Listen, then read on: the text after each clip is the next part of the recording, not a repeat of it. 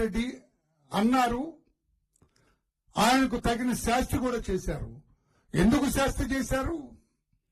Doctor BR Ambedkar ప్రపంచ మేధావి, ప్రపంచ దేశాలన్నీ కూడా గౌరవిస్తాయని.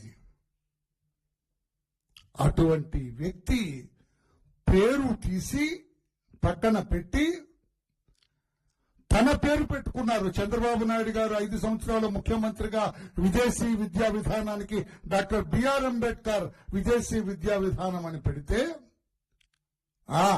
డాక్టర్ బిఆర్ అంబేద్కర్ నాకంటే ఏమన్నా గొప్ప అని డాక్టర్ బిఆర్ అంబేద్కర్ పేరు తీసి ఇతను జగన్ విదేశీ విద్యా విధానం అని పెట్టుకున్నారు.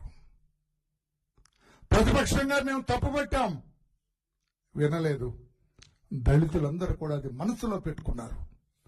సరైన సమయంలో అతనికి తగిన శాస్తి చేశారు.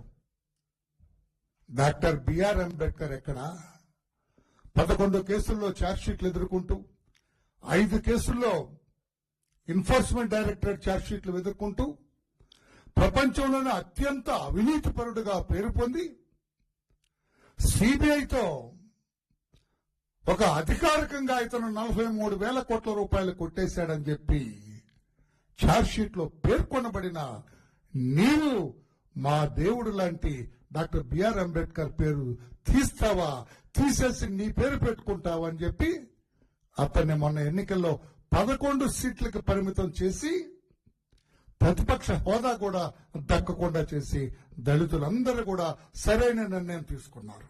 తగిన శాస్తి చేశారు. మరలా అదే చిల్లర రాజకీయం ఇప్పుడు చేస్తూ ఉన్నారు. డాక్టర్ బిఆర్ అంబేద్కర్ స్మృతివనం ఉన్నది విజయవాడలో.